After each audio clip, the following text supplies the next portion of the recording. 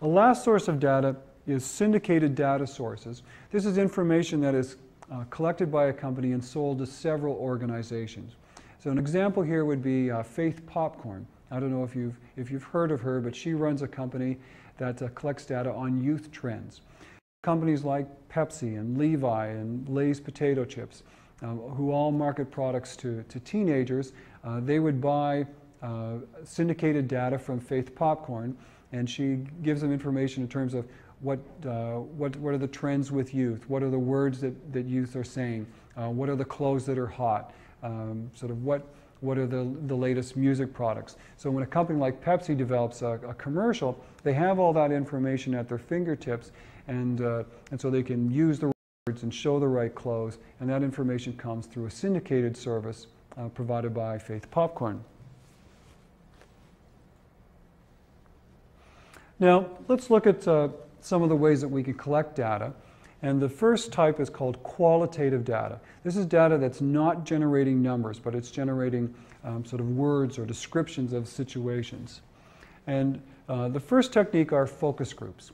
These are where marketers will invite 6 to 10 consumers into a room and have a discussion, and it's usually run by a trained moderator. There are, in some large cities, focus group rooms. So this is where the group of consumers would be in one room, and then the organization's representative or the company people might be sitting behind a one-way mirror and watching the group discussion go on. They tend to be great means of generating ideas and sort of having consumers bounce ideas off each other. They're good for brainstorming sessions and being able to gather sort of good exploratory information. And they're usually the first step. You want to sort of find out what may be happening with in the situation, so you conduct a focus group and just get some initial feedback from consumers. Usually customers are paid to do a focus group, and they might be paid, say, $50 to participate, and there are trained moderators that run them, and they would charge a certain fee to be able to do it and then to write up a report. Personal interviews are in-depth questioning, so you might have someone who's trained in giving interviews. They would meet with a customer on a one-on-one basis and ask customers various questions. The nice thing is that they can sort of provide an explanation of a question, and they can probe a little bit deeper. If a customer says, well, I'm concerned, I don't really like the product, they can say, well, why don't you like it? Well, there might be some confusion in terms of how to open the packaging, and so they might say, well, what is it about the package that you don't like? And so you can sort of probe and get a little bit deeper in terms of what problems the consumer may be having.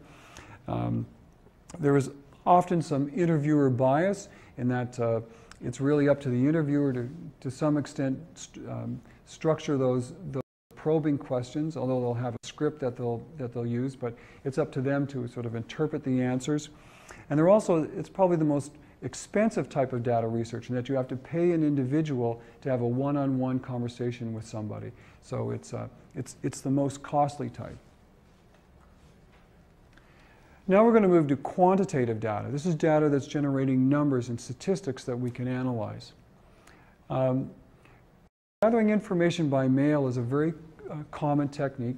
A lot of consumers don't mind responding to a questionnaire because they're somewhat anonymous. It's not like a personal interview where you're actually having a conversation.